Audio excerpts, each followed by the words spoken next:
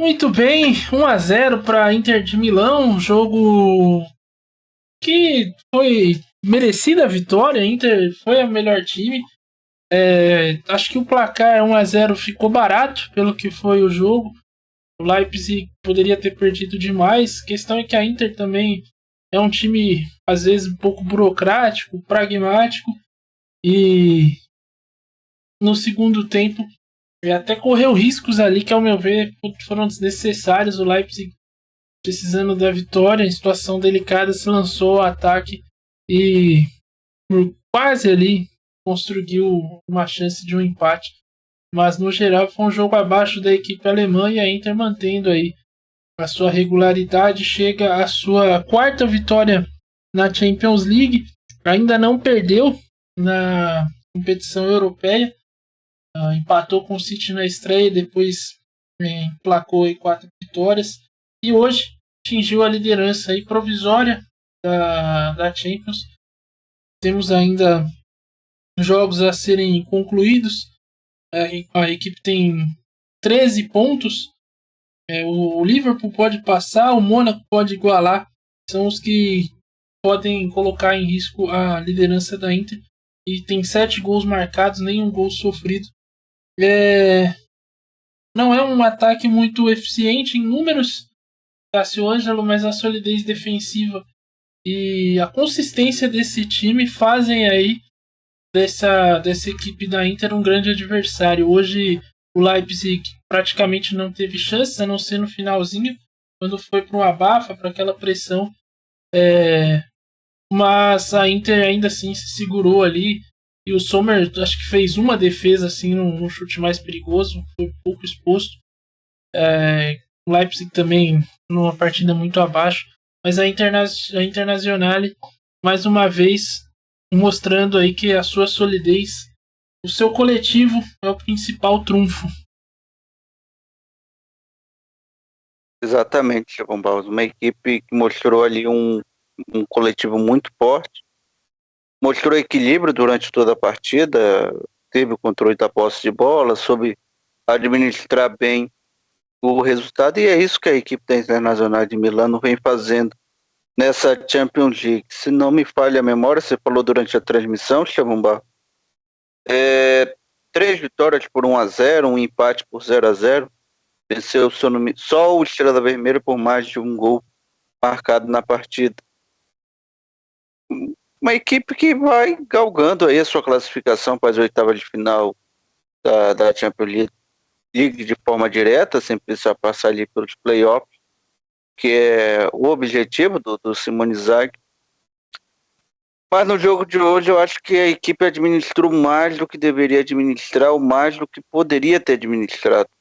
A equipe do RB Leipzig mostrou uma resistência defensiva grande, mas pouca produção ofensiva. Faltou equilíbrio para a equipe do RB Leipzig.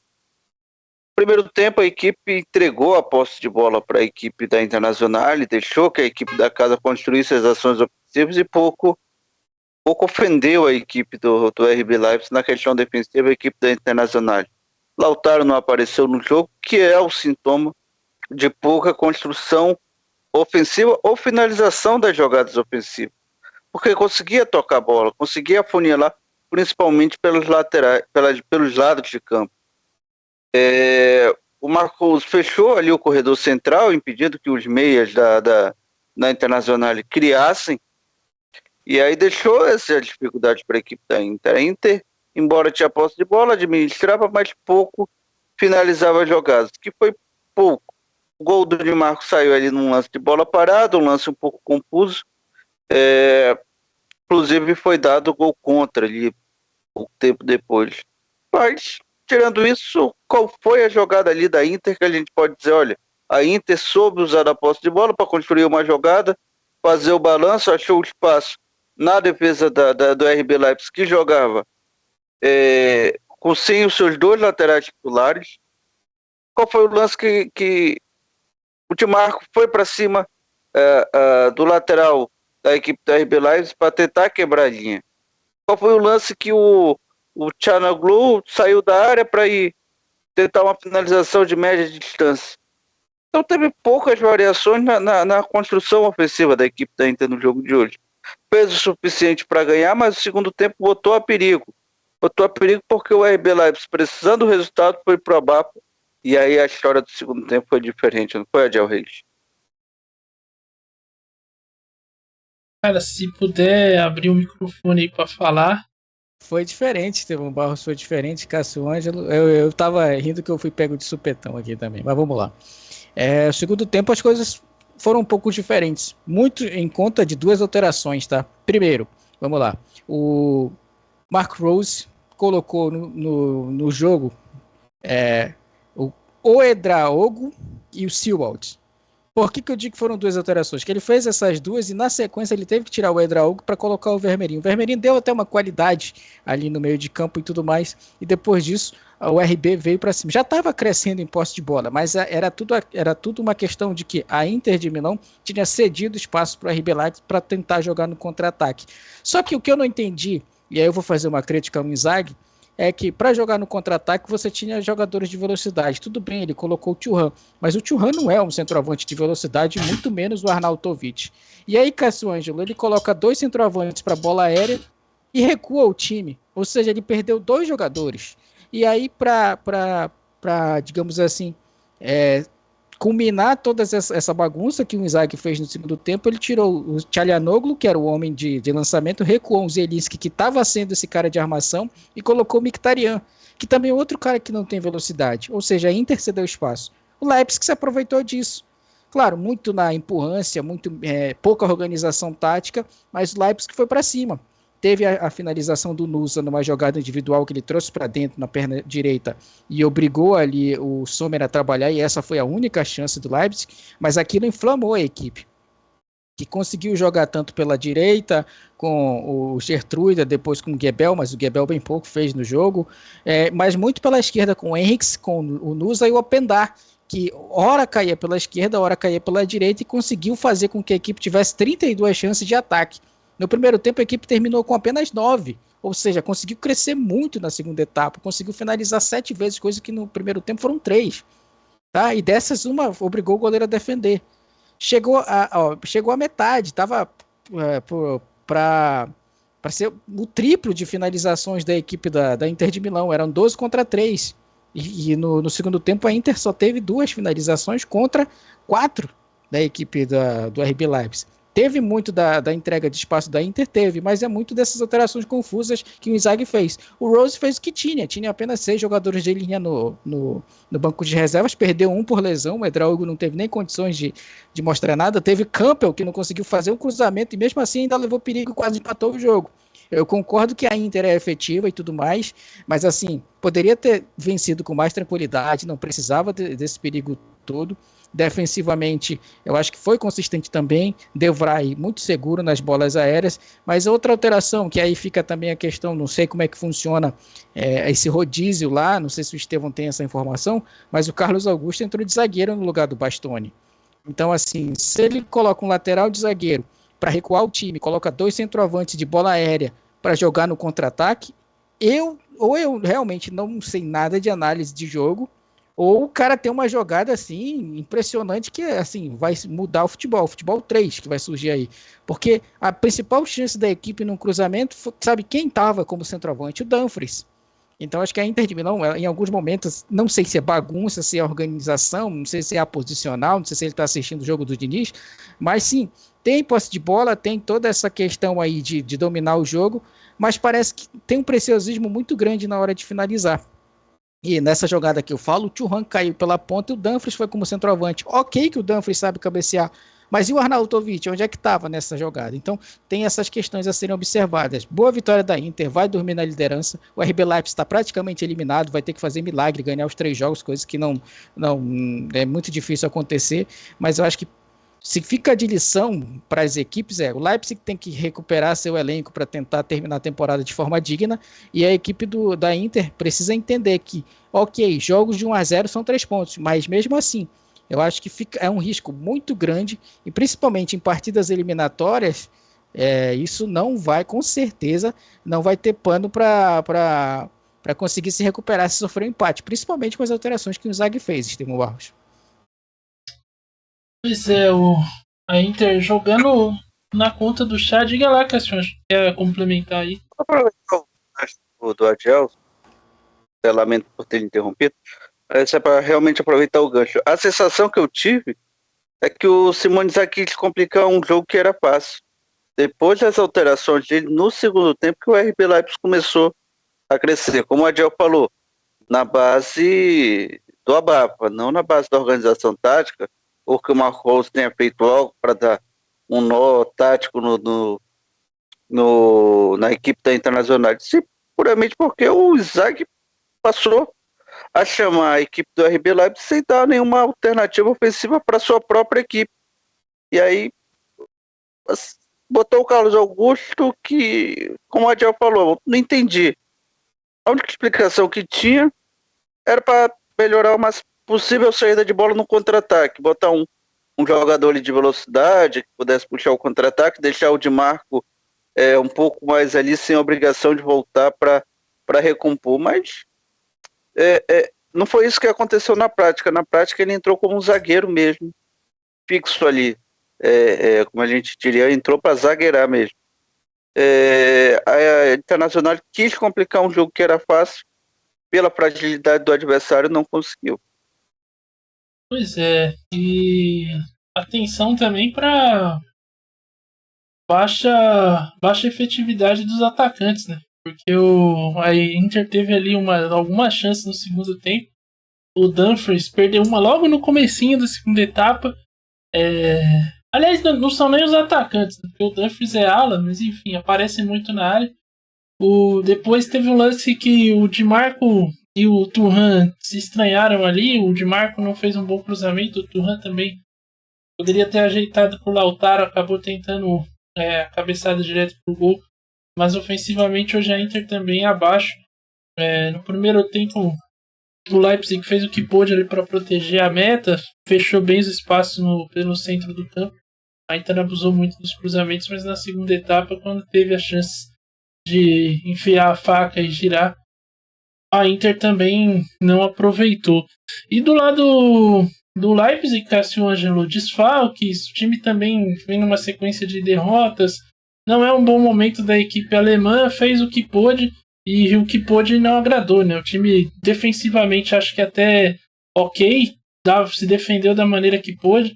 O gol, inclusive, sai numa infelicidade ali, mas acho que se não saísse o gol naquele lance, a Inter fatalmente abriria o placar em algum momento do jogo, porque o volume era muito grande. E ofensivamente, um jogo muito pobre aí da equipe alemã. Estevão Barros, diante de todo esse cenário adverso aí que você citou, eu achei até que a equipe do RB Leipzig fez um bom jogo. Faltou equilíbrio para a equipe, porque fez um jogo defensivo bom e um jogo da produção ofensiva muito ruim. Talvez o momento que a equipe esteja passando, isso aí a gente tem que ponderar, porque a gente não está no dia a dia. Tá tirando a confiança dos jogadores do RB Leipzig para tentar fazer algo diferente, para tentar um chute fora da área, para tentar uma jogada individual. Isso acaba complicando a equipe. E aí vem a sequência de desfalques que a gente já citou aqui.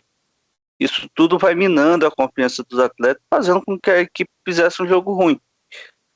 Como há pouco eu citei, a equipe da Internacional complicou um jogo que era fácil. Talvez uma equipe, se os jogadores ali como o Poulsen, o próprio Chesco tivesse ali e o André Silva, que são jogadores que já mostraram em outro momento qualidade técnica e hoje não estão desempenhando futebol pudesse, aí a RB Leipzig poderia até ter empatado esse jogo. Claro, isso tudo na base da suposição, mas a confiança está sendo o principal fator de desequilíbrio da equipe do RB Leipzig nesse momento da competição. Pois é, Adiel. Confiança afeta a técnica, afeta tudo na equipe.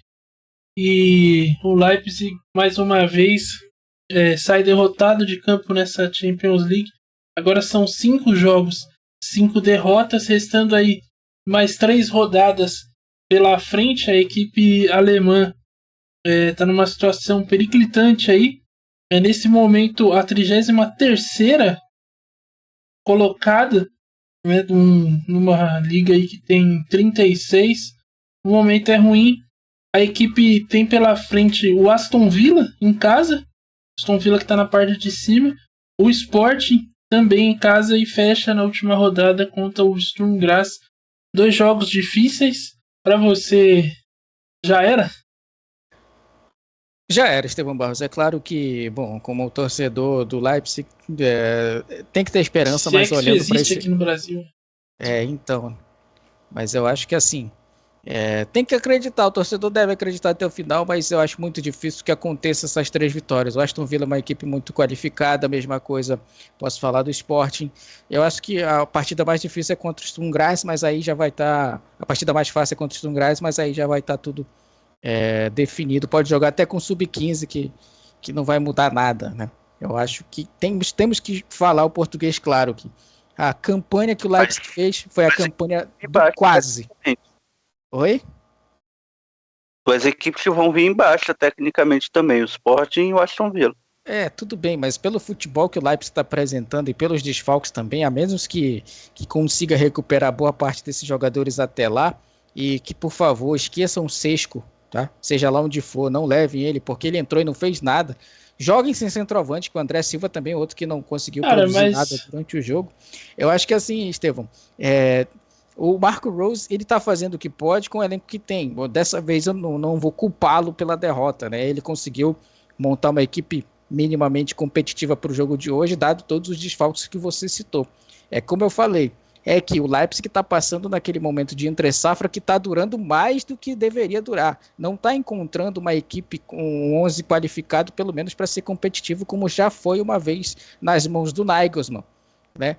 Que encontrou jogadores que eram poucos conhecidos, mas tinham uma certa qualidade técnica suficiente para montar um time titular muito bom. E aí os reservas que entravam conseguiu manter o nível um pouco...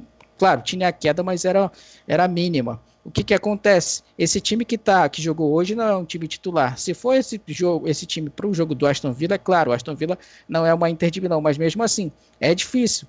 É uma questão de organização tática. A equipe não consegue produzir, eu concordo com o Cássio, não consegue produzir para o centroavante finalizar. E aí, tanto faz ser André Silva, quanto faz ser Sesco, se a bola cai nos pés do Campbell e ele for o cara responsável por fazer o jogo girar, fica difícil. Porque o cara não tem qualidade técnica. E aqui não é perseguição. Vocês viram o que ele fizeram no jogo todo. A quantidade de cruzamentos e bolas paradas que ele teve que cobrar e foram erradas é uma questão a ser observada também. Precisa realmente encontrar um elenco qualificado para criar um 11 competitivo. E não aconteceu isso com o RB Leipzig. Para mim, a temporada na Champions para o RB acabou e deixa a perigo, inclusive, a Bundesliga. Eu não sei que colocação está hoje, mas é de se observar também isso. Chama atenção a maneira como a equipe está jogando futebol muito abaixo do que se esperava, dado o investimento que a equipe alemã tem. E, diga-se de passagem, é a equipe principal da Red Bull, né? É a equipe principal, todas as outras elas giram em torno dessa daí. E se essa daí tá mal... Eu ia falar, tem que configurar então o projeto e direcionar para o Bragantino, mas a fase também não é boa. Diga lá, Cassiano. Não, isso que eu ia complementar também, Ediel. Os outros também estão ruins. O RB Salzburg é o 30º, também fora da zona de classificação. O RB Bragantino na zona de classificação para a Série B. E os outros eu não conheço, também não dou importância. O Leipzig Toro Rosso nos Estados Unidos. O Leipzig está em terceiro na Bundesliga, mas são 8 pontos de distância para o líder Bayern de Munique. E vem de derrotas consecutivas também na Bundesliga. O momento não é bom do Leipzig. É possível que caia aí nas próximas rodadas, visto os desfalques da equipe, né? Também isso pesa bastante, a quantidade de desfalques. O time realmente sofrendo muito aí. A Internazionale, como a gente falou no início aqui da nossa análise, é líder da Champions provisoriamente. Amanhã joga o Liverpool, que pode ultrapassar a equipe. O Liverpool tem 12 pontos, 4 jogos, 4 vitórias. Pode chegar à quinta amanhã, caso vença o Real Madrid em Anfield. E o Mônaco, que nesse momento é o 6º colocado, pode empatar em pontuação, né? Caso de vitória, também vai aos mesmos 13 pontos da Inter de Milão. A questão realmente é o saldo. A Inter tem um saldo de 7, né? Fez 7 gols e não sofreu nenhum. O Mônaco fez 10, mas tomou 4. Então, nesse critério, a Inter ainda ficaria na frente. Mas aí, para uma vitória, o 10 fez 4? Não, isso são os gols. O Mônaco. Pois é. 4, né? Sim. Fez 10, fez 10 e. Mas o saldo iria 7 também. É verdade. O Mônaco pode passar aí, dependendo da vitória que tiver. Da quantidade de gols que fizer amanhã. Diante da equipe do Benfica. Um pouco difícil também para o Mônaco. Joga em casa no estádio Luís II. A Inter na liderança é um time pragmático, como a gente falou. Acho que o da temporada passada encantava mais, jogava mais bola. Nesse momento o time parece meio devagar ainda. Mas tá ali, Cássio. Consegue as suas vitórias, vai remando. E dos que a gente imaginava que fossem fazer uma Champions mais sólida, né? Do grupo ali que tinha Real Madrid e Manchester City, esse daí é o que mais está entregando, pelo menos resultados. Se o desempenho não agrada tanto, em termos de resultado, a equipe está ali correspondendo. Eu estava pensando até nisso durante o segundo tempo, Estevão Barros. Eu acho que a Internacional entendeu o que é o propósito dessa primeira fase e está jogando com o regulamento embaixo do braço. Empate com o Manchester City, vitória sobre a equipe do Estrela Vermelha, do RB Leipzig, do Arsenal. Porque o Borussia eu acho que até é do pote 1, né? Não, foi o Arsenal. A Inter não jogou com o Borussia. Foi o Arsenal. Pois é, o Arsenal é 1, né? O 2 o Arsenal também. É 2, acho. Pois é, tá vencendo aí os times do ranqueamento considerado mais baixo. E empatando com o time do ranking do ranking considerado mais alto, tá? Do pote 1. No caso é o Manchester City. É inteligentíssima a temporada da Inter.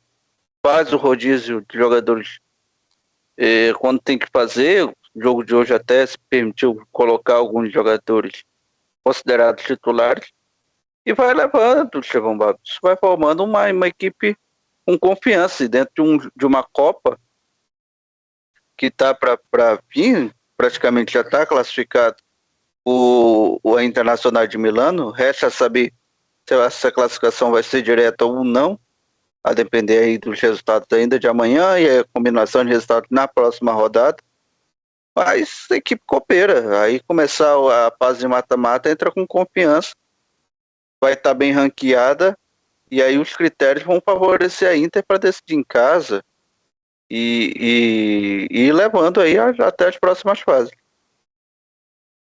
Eu não sei se isso é bom ou se isso é ruim, porque a posição tem equipes ali que estão desempenhando abaixo, mas que são equipes copeiras, como o Real Madrid, próprio equipe do PSG, o Bayern de Munique com a vitória de hoje deu uma subida, o Sporting deu uma caída,